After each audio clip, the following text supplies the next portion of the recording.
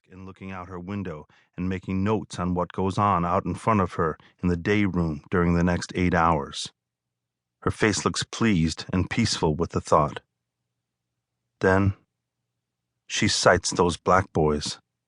They're still down there together, mumbling to one another. They didn't hear her come on the ward. They sense she's glaring down at them now, but it's too late.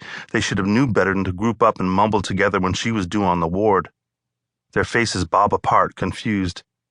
She goes into a crouch and advances on where they're trapped in a huddle at the end of the corridor. She knows what they've been saying, and I can see she's furious, clean out of control.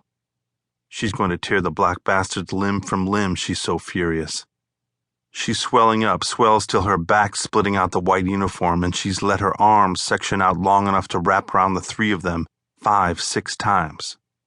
She looks around her with a swivel of her huge head.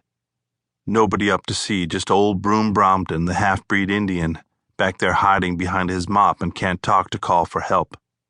So she really lets herself go, and her painted smile twists, stretches to an open snarl, and she blows up bigger and bigger, big as a tractor, so big I can smell the machinery inside the way you smell a motor pulling too big a load. I hold my breath and figure, my God, this time they're going to do it. This time they let the hate build up too high and overload it, and they're going to tear one another to pieces before they realize what they're doing. But just as she starts crooking those sectioned arms around the black boys and they go to ripping at her underside with the mop handles, all the patients start coming out of the dorms to check on what's the hullabaloo, and she has to change back before she's caught in the shape of her hideous real self. By the time the patients get their eyes rubbed to where they can halfway see what the racket's about, all they see is the head nurse, smiling and calm and cold as usual, telling the black boys they'd best not stand in a group gossiping when it is Monday morning and there is such a lot to get done on the first morning of the week. Mean old Monday morning, you know, boys. Yeah, Miss Ratched. And we have quite a number of appointments this morning, so perhaps if you're standing here in a group talking isn't too urgent. Yeah, Miss Ratched. She stops and nods at some of the patients come to stand around and stare out of eyes all red and puffy with sleep. She nods once to each. Precise, automatic gesture.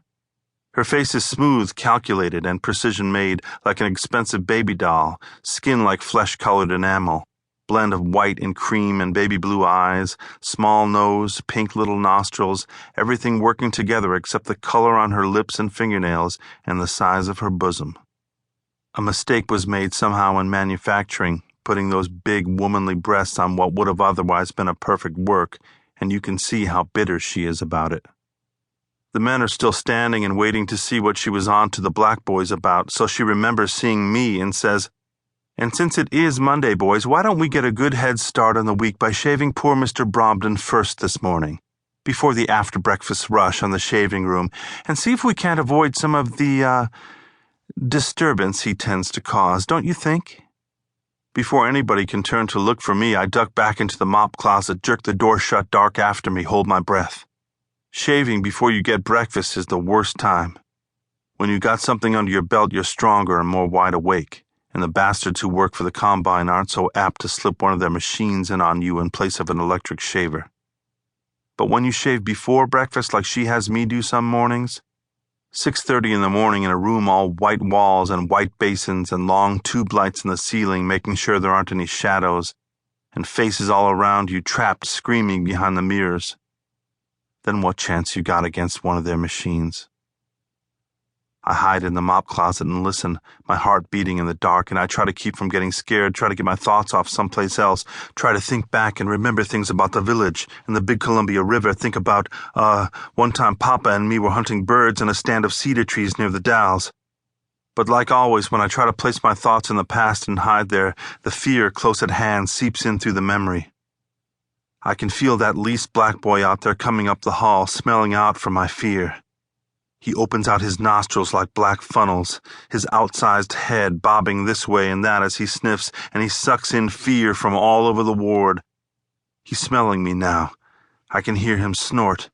He don't know where I'm hid, but he's smelling and he's hunting around. I try to keep still. Papa tells me to keep still. Tells me that the dog senses a bird somewheres right close. We borrowed a pointer dog from a man in the Dalles. All the village dogs are no-count mongrels, Papa says.